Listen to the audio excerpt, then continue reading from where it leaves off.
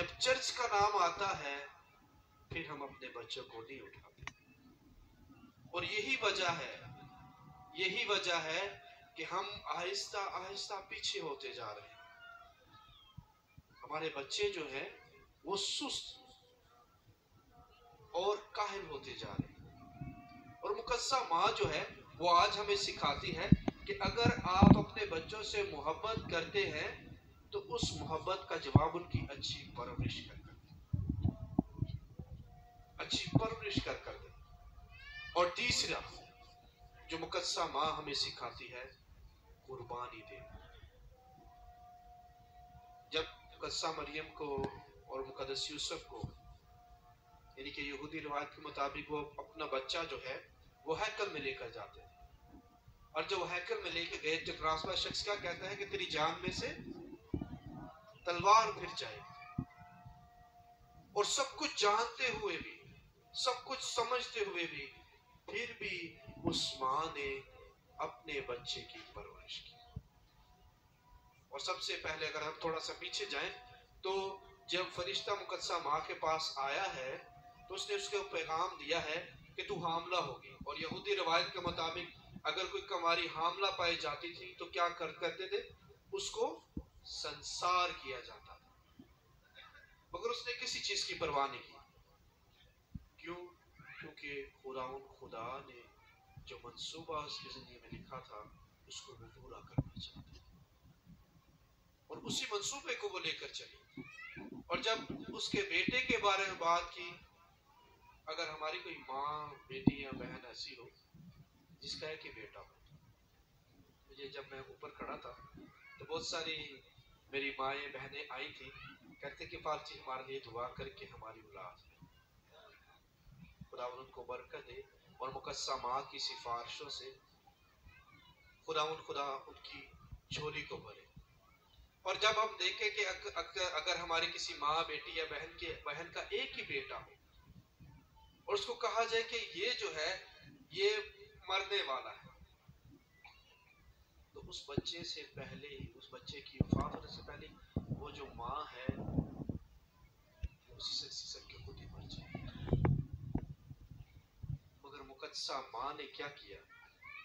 اس نے قربانی دی، سب کچھ جانتے ہوئے، سب کچھ سمجھتے ہوئے، ہر حقیقت سے واقف ہوتے ہوئے اس نے اس کلمہ کی پرورش کی، بچپن سے لے کر جوانی تک اس کی پرورش کی۔ اور ہم دیکھیں کہ مقدسہ ماں نے اپنی ساری زندگی جو ہے وہ قربانیوں کے ساتھ گزاری، اور آخر کار تک کیا؟ وہ صلیب کے نیچے کھڑی رہی، جب اس کا بیٹا قربان ہونے کا تھا۔ اس کا بیٹا نہیں بلکہ وہ خود اپنے بیٹے کے ساتھ وہاں دکھ اور تکلیف میں ہے۔ کس لیے؟ دوسروں کے لیے۔ آج کی دوسری تلاوت میں کیا لکھا ہے؟ تو دوسروں کو اپنے سے بہتر جانو اور پیار اور محبت کے ساتھ رہو۔ اور آج ہم دیکھیں کہ مقدسہ ماں ہمیں سکھاتی ہے کہ ہم ایک دوسرے کے لیے قربانی بھی دیں، اور اس کا آغاز اپنے خاندانوں سے کریں۔ کون قربانی دیتا ہے؟ آج کل بہت مشکل ہے۔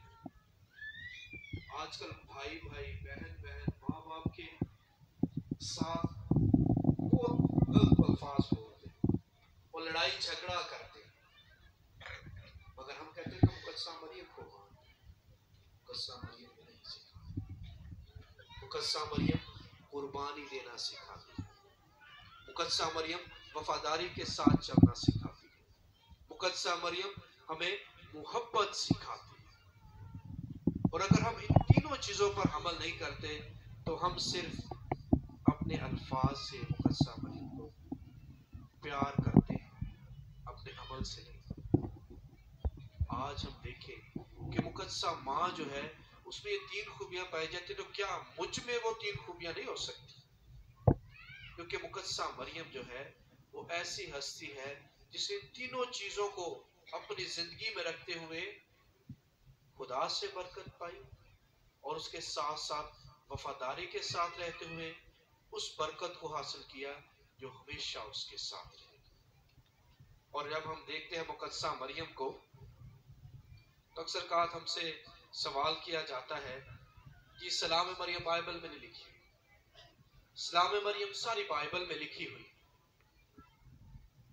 जब फरिश्ता आया तो उसने क्या बोला? सलाम ए मरियम पुरफज़ल, खुदावंद तेरे साथ है। और जब मुकद्दसा मरियम आज के जिले मुकद्दस में जब मुकद्दसा मरियम एलिज़ाबेथ के पास जाती है तो एलिज़ाबेथ क्या कहती है कि तू औरतों में मुबारक है और मुबारक है तेरे पेट का फल। मुबारक है तेरे पेट। ये लूका की इंजील उसके पहले दूसरे बाब में ये सब कुछ लिखा हुआ। और जब हम देखते हैं खुदा यीशु मसीह ने पहला मौजज़ा किधर किया? कौन सी शादी में? काना जलील की शादी में। और जब मैं कम हो गई तो किसने बात की?